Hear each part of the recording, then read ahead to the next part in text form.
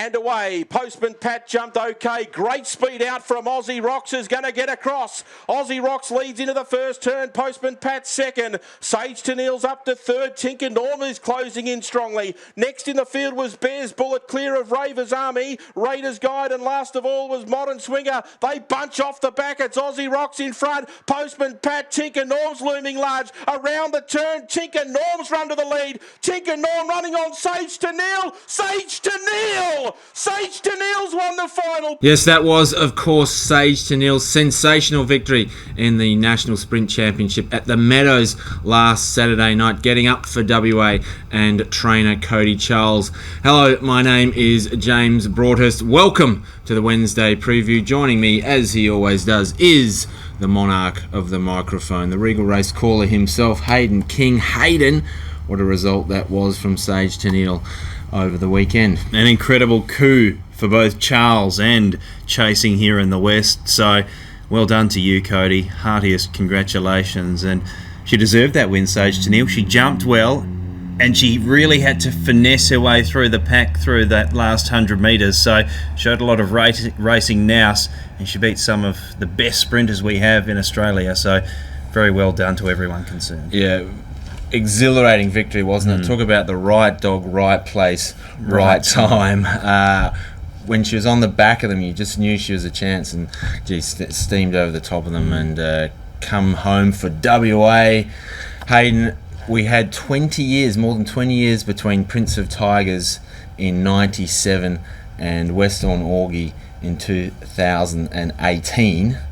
Since then, we've won 3 of the past 4 sprint championships. Of course, with Miata in the distance, 2012 that was, but really dominating that event of late. It just speaks volumes for the progression of WA chasing in recent years, and I think we can feel that on all fronts. We've got better quality dogs, our racing product is better, and we're just improving all the time. So hopefully it continues, and we can continue to lie up with the best dogs we have on the national stage, and it promotes WA as an asset to the greyhound community. Oh, absolutely. One of the, probably, we'll have to be the leading state in Australia now, surely, after that victory, Hayden. I'm not getting involved. We're going to light up social media with that comment.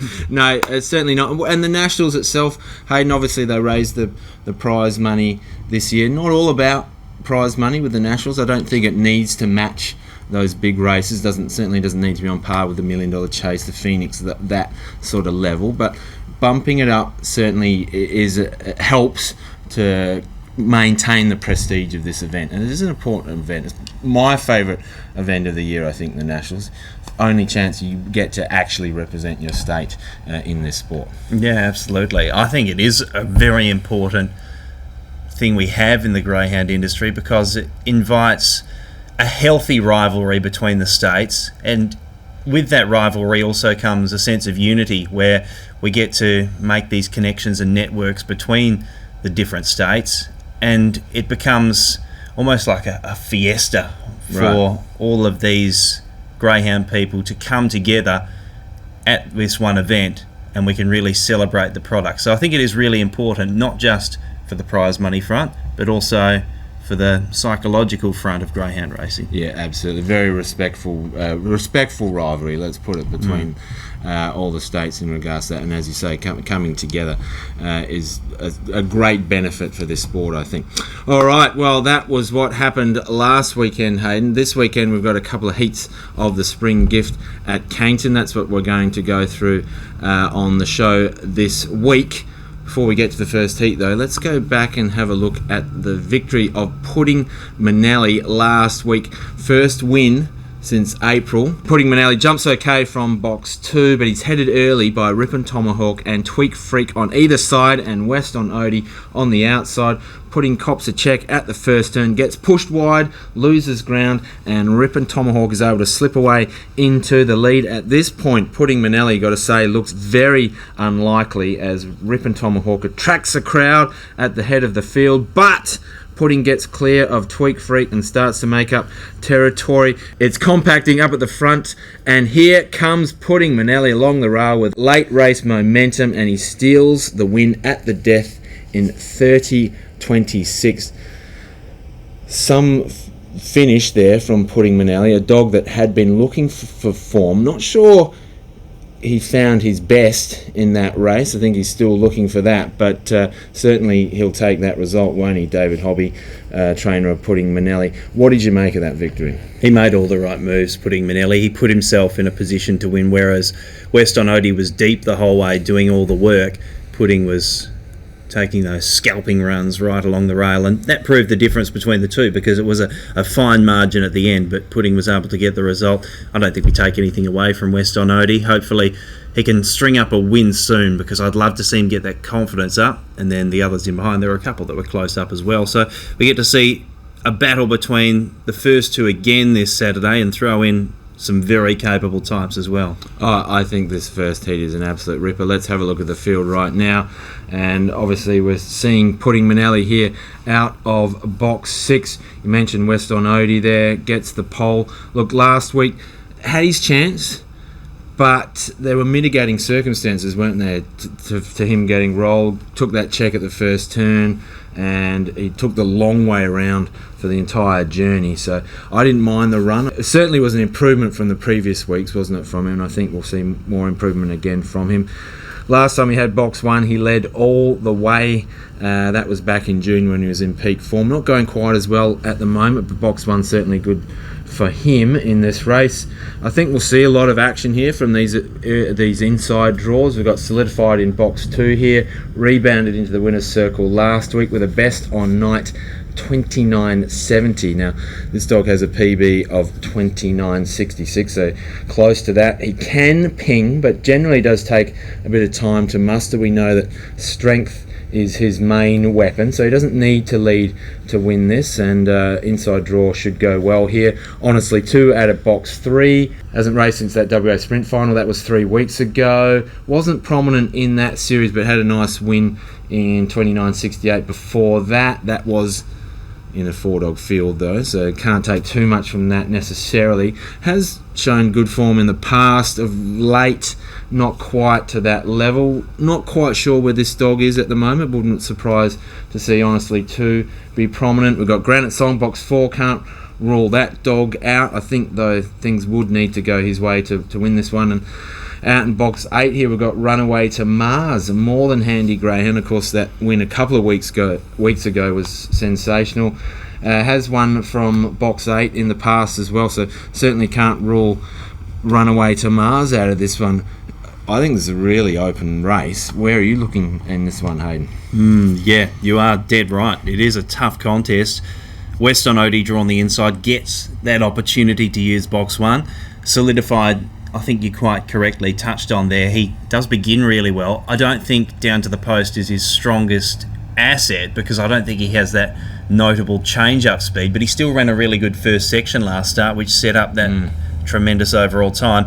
Honestly, 2 is a real pace angle in the race, and the other speed I could see is from Runaway to Mars coming from the top of the track. If Honestly 2 led, I'd be pretty confident she'd be hard to beat, and I can see her getting across and finding the front in this contest.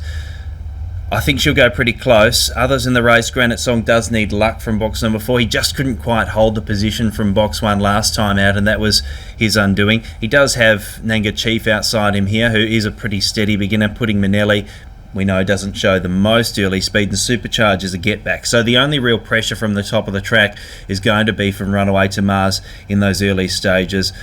Look, Solidified's probably the dog in the most form. Honestly, 2, we know, has had that break between runs, but yeah, we're not sure where the Honestly 2 is at the moment. She's very capable when she's right. I'd love to see Weston Odie win one, because I know he's very capable, and I just want him to get that ego lift. And then, yeah, the others, I guess, Runaway to Mars, probably the best chance, just because he has that tactical speed where he could put himself in a position to win, whereas the others need luck getting back. What do you think of Pudding after that victory last week? I think it was good to see him back in the winner's circle. I think it's much harder this week. Okay, all right. That is the first heat. It's an absolute beauty. We look at the field for the second heat. And Hayden, I guess the question here is, will Electrified be challenged by Dandelup Blazer or possibly Hinto? I'm going to throw that over to you. Discuss, please. In a word? No. No? No, I don't think so. All right. I do think Electrified should have the pace to lead this race. Dandelup Blazer was pretty quick early. I actually only remembered last night as I was doing the form. I had a bet with Brett Honey on Greyhound Gold last week about who would lead to the post. I bet him $5.50 that Dandelup Blazer would not lead past the post. Unfortunately, there was about a head in it, and Dandelup Blazer was not in front past the post. So Brett owes me $20. I risked 110 and I got 20 by a flared nostril. I think Electrified probably leads and wins. Redhead Rider does have some speed. I think there's more pace from Rumble and Moment and Lentil Manelli, though. They're going to be the chief challengers. So Electrified will have to be on his game to retain that position into the first turn, but after that, he's definitely the strongest of those that can show the pace. If he does everything right, I think he should be winning.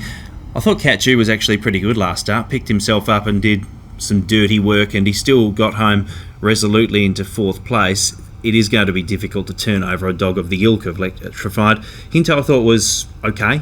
I thought he was fair last time out. I think he's definitely capable of more than he showed there.